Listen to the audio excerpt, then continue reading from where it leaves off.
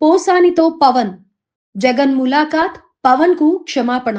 సినీ నటుడు, AP film development corporation మాజీ chairman Posani కృష్ణమురళికి రైల్వే కోడూరు మెజిస్ట్రేట్ 14 రోజుల రిమాండ్ విధించిన విషయం విదితమే.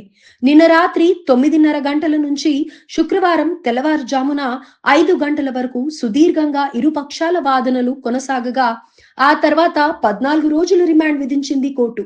మరోవైపు పోసాని కృష్ణమురళికి బెయిల్ మంజూరు చేయాలంటూ ఆయన న్యాయవాది మధు రైల్వే కోడూరు కోర్టులో పిటిషన్ దాఖలు చేశారు. అయితే రేపటి నుంచి రైల్వే కోడూరు జడ్జ్ ట్రైనింగ్ కోసం వెళ్తున్న కారణంగా ఈ కేసును శుక్రవారం విచారణకు తీసుకోలేదు. ఇక శనివారం, ఆదివారం సెలవు కావడంతో సోమవారం విచారణ జరిగే అవకాశం ఉంది. దీంతో పోసాని కృష్ణమురళి 3 రోజుల పాటు జైలు జీవితం గడపనున్నారు. జడ్జ్ సెలవుపై వెళ్తున్న నేపథ్యంలో అనంతపురం పోలీసులు కూడా పీటీ వారెంట్ దాఖలు చేయలేదని సమాచారం. అయితే అనంతపురం పోలీసులు సోమవారం పీటీ వారెంట్ వేసే అవకాశం ఉన్నట్లుగా తెలుస్తోంది. జైల్లో ఆయనకు ఖైదీ నంబర్ 2261ను కేటాయించారు. ఈ నేపథ్యంలో పోసానిని విడిపించేందుకు వైసీపీ నేత, మాజీ అదనపు అడ్వకేట్ జనరల్ పొన్నవోలు సుధాకర్ రెడ్డి హైకోర్టును ఆశ్రయిస్తున్నారు. మొన్న రాత్రి పోసానిని హైదరాబాద్ లో అరెస్ట్ చేశాక అన్నమయ్య జిల్లా ఓబులవారిపల్లె పోలీస్ స్టేషన్ కు తెచ్చిన పోలీసులు 9 గంటల పాటు సుదీర్ఘంగా ఆయన్ను విచారించారు. అనంతరం రాత్రి 9:30 గంటలకు railway Koduru junior civil judge కోర్టులో పోసానిని పోలీసులు హాజరుపరిచారు. దీంతో రైల్వే కోడూరు కోర్టు 14 రోజుల రిమాండ్ విధించింది. ఇవాళ తెల్లవారుజాము 5 గంటల వరకు సుదీర్ఘంగా వాదనలు కొనసాగాక పోసానిని 2 వారాల పాటు రిమాండ్ పై రాజంపేట సబ్ జైలుకు తరలించారు. పోసాని తరపున రైల్వే కోడూరు కోర్టులో వాదనలు వినిపించిన పొన్నవోలు సుధాకర్ రెడ్డి ఆయనకు ఊరట మాత్రం ఇప్పించలేకపోయారు. బిఎన్ఎస్ చట్టం ప్రకారం పోసానికి 41A నోటీసులు ఇచ్చి బెయిల్ ఇవ్వాలని పొన్నవోలు కోర్టును కోరిన న్యాయమూర్తి అంగీకరించలేదు. వర్గ వైషమ్యాలు రెచ్చగొట్టేలా వ్యాఖ్యలు చేసినందుకు పోసానికి రిమాండ్ విధించాలంటూ పోలీసులు చేసిన వాదనను జడ్జ్ అంగీకరించారు. దీంతో పోసానికి 2 వారాల రిమాండ్ విధించారు. దీనిపై స్పందించిన పొన్నవోలు హైకోర్టును ఆశ్రయించనున్నట్లు వెల్లడించారు. మరోవైపు పోసాని రిమాండ్ రిపోర్టులో పోలీసులు పలు కీలక అంశాలు పేర్కొన్నారు. ప్రముఖ సినీ నటుడు కుటుంబాన్ని అవమానించేలా మాట్లాడారని, ఆయన భార్యపై అత్యంత అభ్యంతరకర వ్యాఖ్యలు చేశారని తెలిపారు. మహిళల ఆత్మ గౌరవానికి భంగం కలిగించడంతో పాటు ప్రముఖ నటుడి ప్రతిష్టకు విఘాతం కలిగించారన్నారు. ఉప ముఖ్యమంత్రి పవన్ కళ్యాణ్ వ్యక్తిగత జీవితంపై దారుణమైన రీతిలో వ్యాఖ్యలు చేశారని తెలిపారు. తన కుమారులకు దళితులతో ఎట్టి పరిస్థితిలో వివాహం చేయనని, ఎలాంటి సంబంధాలు కుదుర్చుకోనని పోసాని దారుణంగా మాట్లాడారని కూడా తెలిపారు. దళితుల్ని కించపరిచేలా, విద్వేషాలు రెచ్చగొట్టేలా పోసాని కృష్ణమురళి వ్యాఖ్యలు చేశారని వెల్లడించారు. రాజకీయ నాయకుల్ని, వారి కుటుంబాల్లోని మహిళలను అసభ్య పదజాలంతో దూషించారని, పోసాని కృష్ణమురళిపై రాష్ట్ర వ్యాప్తంగా 14 కేసులున్నాయని తెలిపారు. పోసానికి రిమాండ్ విధించకుండా వదిలేస్తే విచారణ కష్టమవుతుందని పోలీసులు తెలిపారు.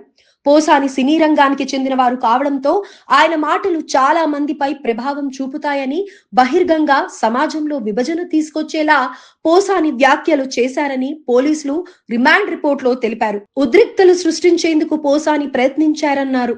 పోసానికి రిమాండ్ విధించకపోతే ఇవే నేరాల్ని మరింత వ్యవస్థీకృతంగా చేస్తారన్నారు. పోసానికి రిమాండ్ విధించకపోతే ఇవే నేరాల్ని మరింత వ్యవస్థీకృతంగా చేస్తారన్నారు. పోసాని పోలీసుల విచారణకు సహకరించలేదని రిమాండ్ రిపోర్టులో పేర్కొన్నారు. రాజకీయ నాయకుల్ని, వారి కుటుంబాల్లోని మహిళలను అసభ్య పదజాలంతో దూషించారని, పోసాని కృష్ణమురళిపై రాష్ట్ర వ్యాప్తంగా 14 కేసులున్నాయని తెలిపారు. పోసానికి రిమాండ్ విధించకుండా వదిలేస్తే విచారణ కష్టమవుతుందని పోలీసులు తెలిపారు. పోసాని సినీ రంగానికి చెందిన వారు కావడంతో ఆయన మాటలు చాలా మందిపై ప్రభావం చూపుతాయని, బహిర్గంగా సమాజంలో విభజన తీసుకొచ్చేలా పోసాని వ్యాఖ్యలు చేశారని పోలీసులు రిమాండ్ రిపోర్టులో తెలిపారు. ఉద్రిక్తతలు సృష్టించేందుకు పోసాని ప్రయత్నించారన్నారు. పోసానికి రిమాండ్ విధించకపోతే ఇవే నేరాల్ని మరింత వ్యవస్థీకృతంగా చేస్తారన్నారు. పోసాని పోలీసుల విచారణకు సహకరించలేదని రిమాండ్ రిపోర్టులో పేర్కొన్నారు. పోసానిపై లైఫ్ పనిష్మెంట్ సెక్షన్ కింద 111 పెట్టారని, అయితే ఈ సెక్షన్ ను కోర్టు కొట్టివేసిందని పొన్నవోలు స్పష్టం చేశారు. ఐటీ యాక్ట్ కూడా వర్తించిందని కోర్టుకు చెప్పినట్లు ఆయన చెప్పారు. 5 ఏళ్లలోపు శిక్ష పడే సెక్షన్లకు రిమాండ్ విధించాల్సిన అవసరం లేదని కోర్టుకు తెలిపినట్లు చెప్పారు.